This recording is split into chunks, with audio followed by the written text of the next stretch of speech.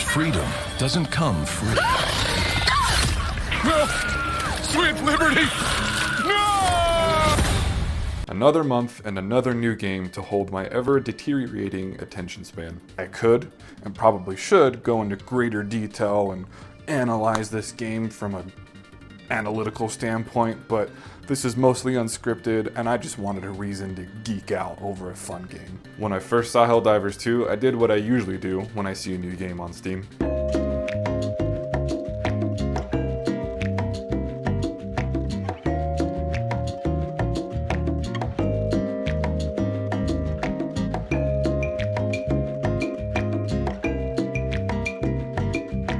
A few days later, I decided to have a bit of a closer look, and what my brain sees is this.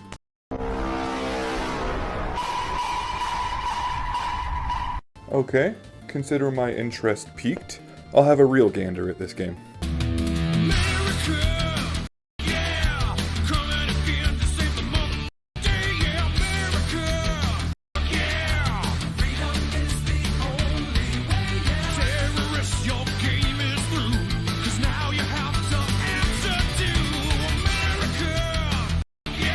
You mean to tell me that I get to play what 18-year-old me thought Halo 3 ODST would be?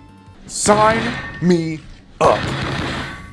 Now first and foremost, do not get me wrong, I love Halo 3 ODST. The game is amazing, and there will be no, nor will I allow any Halo 3 ODST slander here. Not on my installation! But seriously, Helldivers definitely takes inspiration from a few IPs, like come on, look at the armor. I rest my case. Secondly, Helldivers, ODSTs being called Hell Jumpers, the ODST slogan, feet first into hell, case closed. It's military sci-fi taken all the way to 11, and I'm here for it, I love it, give me some more. Which we do get more with Tyranids and Necrons. I mean, Terminids and Automatons. Seriously though, y'all at Arrowhead Game Studios are huge nerds. And probably fans of Michael Bay. Back the there. Quick little pro tip, do yourself a favor and turn off screen shake. You're welcome. Seriously though, if you know nothing of the Warhammer universe, just know this. It hard. If we were to compare over-the-top sci-fi military settings like, Halo and Warhammer, Halo is the city pool where some dumb kid dropped the dookie in the water. Now everyone has to get out and wait for an hour to be able to get back in. Alarming, but not the end of the world. Warhammer, on the other hand, is that one city pool lifeguard that has just had enough of those pesky kids pooping in the pool, and they go on a rampage, blowing up the pool, with everyone still in it. In fact, they make sure that everyone is still in it, all while yelling something about their religion and how it's for the Emperor. It's beautiful, it's hilarious in its own way, and I love it.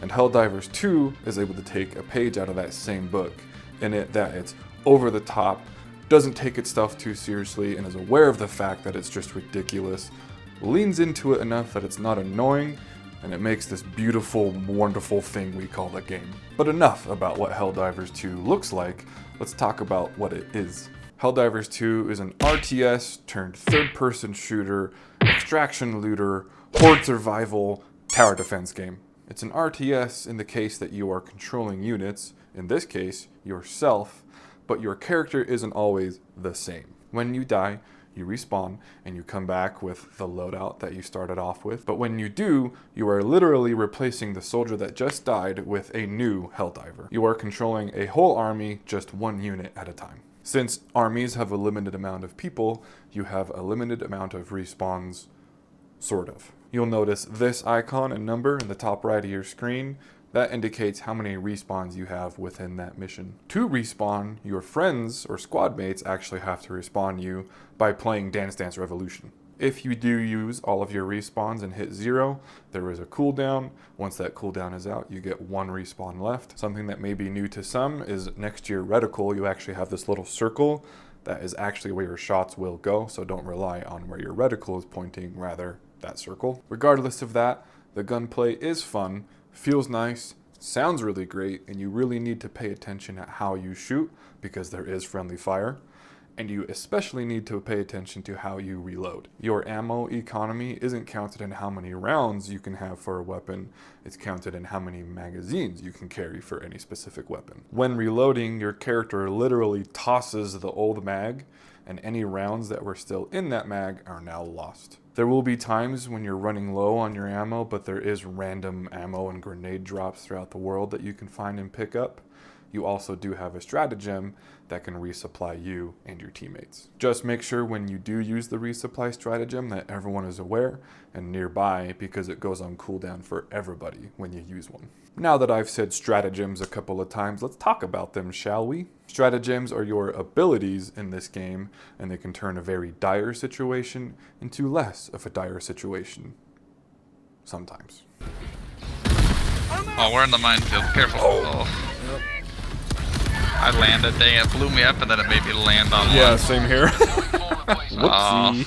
They can range from being focused on offense, defense, resupplying your team, or they can also drop weapons for you and your team to use against specific enemies. You've got airstrikes, you've got mine deploying thingies, you've got autonomous turrets, you've got autonomous drone turret buddies, there's rocket launchers, machine guns, Vietnam, breaking the Geneva Convention. Each squad member can only bring up to 4 of these into a mission, so this is where a lot of team build crafting comes into play, and it is a very good idea to bring a mix of all of these different types of stratagems. Now, the looter aspect is something I think you should focus early on in the game because it becomes very helpful later on. Each map has these things called samples, ranging from common to uncommon to rare. Some missions only have common samples you can find, some of them have common and uncommon, and some missions give you a whole sample platter. Now, these samples are very important to find because you use them to upgrade your ship. Upgrading your ship gives you buffs. Buffs like cooldowns for your stratagems or more magazines for your special weapons and so on. They're super helpful, especially in later game harder missions when you need bigger firepower much more often. Plus, who doesn't love calling in an airstrike that's this satisfying? Boogie! Oh! Missions consist of landing on a planet, doing the main quest with little side quests if you so please, and then extracting. Landing can sometimes look like this.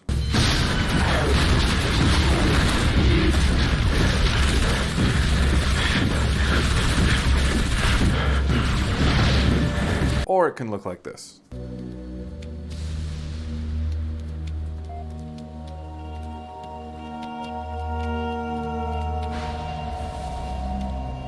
Once you get past the landing bit, you make your way across the battle-torn landscape where you find little encampments or little settlements with random ammo drops, grenades, stims, sometimes samples. There's sometimes little like lore world building drops within that you can read. They're super short. Some of them are pretty silly. Sometimes you'll come across a patrol, and if you're able to pick this patrol off pretty quickly, life's great.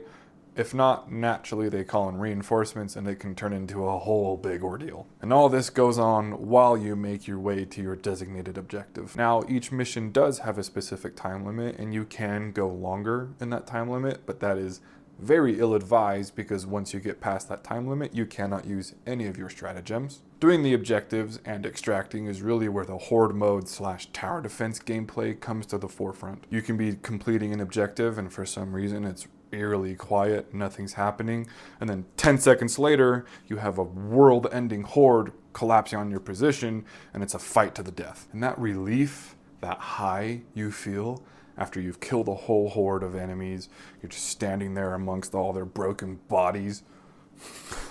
That's really morbid. It's really something. It's almost like beating a Dark Souls or Elden Ring boss that you've been trying for hours and you finally get through it. And then you're just, it's euphoric. Like there's one mission where you get to launch a friggin' nuke and you get to watch it detonate off in the distance and then the shockwave hits you.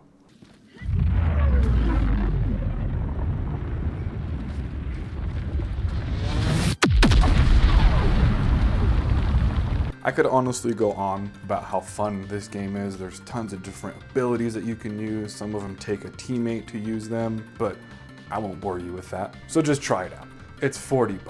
It's better than spending 70 on COD or Forspoken. Oh, and one other thing, let's talk about the music. Who in the hell decided to make a banger soundtrack for a silly game about squishing bugs and crushing robots. I have never felt more patriotic or beholden to a planet, my planet, in my life. I'll be honest with you. My buddy and I were very sarcastically saying something like, oh, I can't wait to hear this music every time we drop in.